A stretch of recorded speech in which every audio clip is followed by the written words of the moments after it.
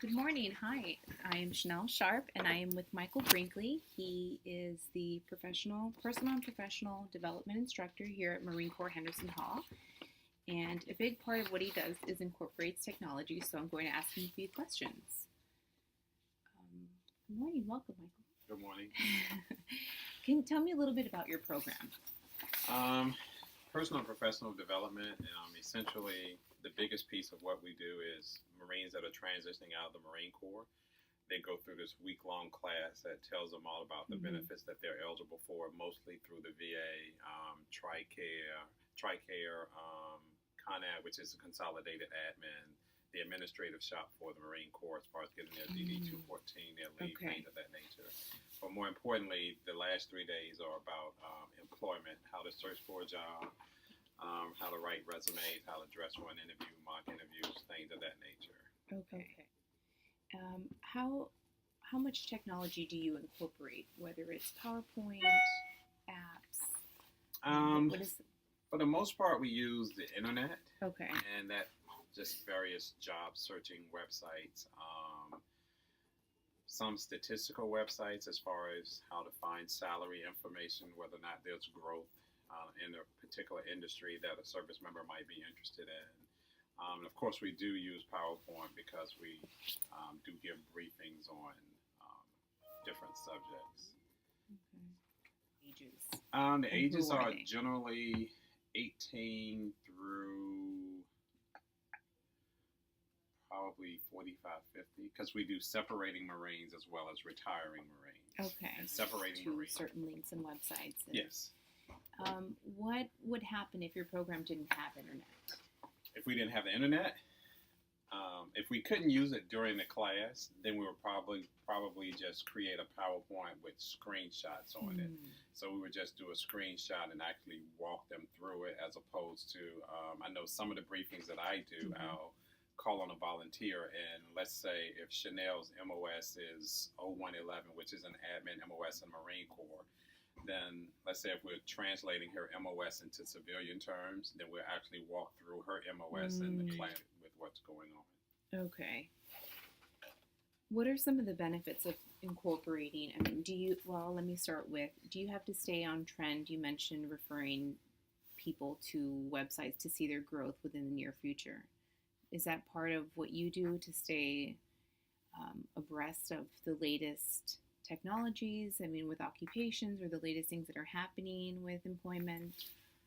Well, I try and keep abreast of what's going on as far as how employers search for employees, because I guess the irony is that I'm not searching for a job, so I don't need to know that if Chanel is looking for a job in social work, to say, okay, well, this sector, this state or whatever is big on hiring social workers. I do try and keep abreast of trends, if you will, to know that if someone is interested in going into social work, in generalities, I could say, well, at least have an educated conversation and say whether or not there's growth in it or there's not growth in it. And then more importantly, if I'm familiar with the use of technology, I can say, well, let's go to a website and we can actually look and see. And I think that's probably more beneficial, because it's not just Michael saying, well, I don't think you should go into social work. I don't think there's any growth in that. And then if I can show and say, hey, this is Department of Labor saying that social work is expected to grow by 10% in the Atlanta, Georgia area, which you're interested in relocating to, then it's like, oh, okay, then that makes sense for me to have my degree in social work, get my degree in social work, and or move to the Atlanta area to pursue social work. Okay. That people are looking for an employment.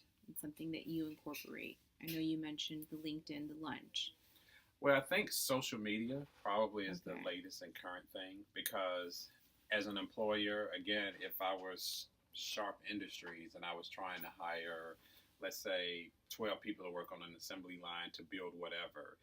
If I have a Twitter page, and if I have, let's say, 10,000 people following me, and I know that's a little number, but if I post that on my Twitter feed, bam, it goes out to them just like instantaneously, to 12,000 people. Whereas if I post something, let's say on a job board like your Monsters, things of that nature, then It's I'm okay. dependent. Yeah. I think it's the new wave. I mean, I think people are going to technology and incorporating it, just like you said, Twitter. I mean, I didn't think about announcements that people are going out to look for them, but as opposed to Twitter, it's going to them. Well, the reason why I say that is because I think when we become too dependent upon technology, just like you said, what if you're doing something and the technology doesn't work? Right. But if you're brought up on technology and you don't know how to get around it, you're like, well, okay, let's take a break and while I figure this out. Right. And then if you don't figure it out, well, okay, we're going to finish this tomorrow. We're going to see if I can get this working, and we'll come back tomorrow, and hopefully we can go from there. Whereas if you have a plan B, if you will, and if you can speak to the technology, then you know it's better, if you will. But certainly, there's nothing replaces being able to walk someone through an actual something. Just like, do you see a change in the attitude of people? I mean, 'cause I've seen sometimes I myself as an audience member, I think, oh, that it's not working. You know, what's going on? you feel disappointed. Yes. And Do let you down. get to see that? Oh yeah, you do. Okay. Because again, I think people have an expectation. Because just like if you're going to do something on the use of Facebook in your job search, and then you bring up the internet and it's not working, then you can't really walk them through how you can use Facebook as far as your job search. You can explain it to them, but then that's predicated on people taking great notes and then possibly being able to remember what was told to them. Do you have any goals to enhance technology in your program? I mean, if you could think if there was something else like that you could add in technology. Actually, no. Because when we used to do classes here in this building, we actually had a smart board that we could actually bring up, let's say a website, and we could actually click on a link and actually scroll through the website. Whereas where we teach the class now is there are just big TV screens, if you will. And so we have to, we can do the same thing just by manipulating it on, or going through the websites on a laptop. So that's the only difference.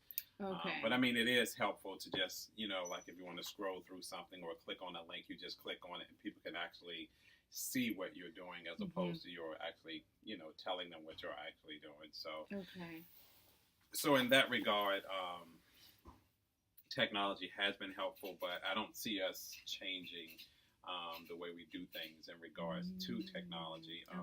We have incorporated, I know, at least one webinar that the separating or the junior service members actually have to go through as a financial webinar that they actually learn about doing a budget, understanding credit, things of that nature prior to coming to the class. Okay. So webinars, I guess, would be a way we try and keep up to date with the majority of the briefings that we give during the class.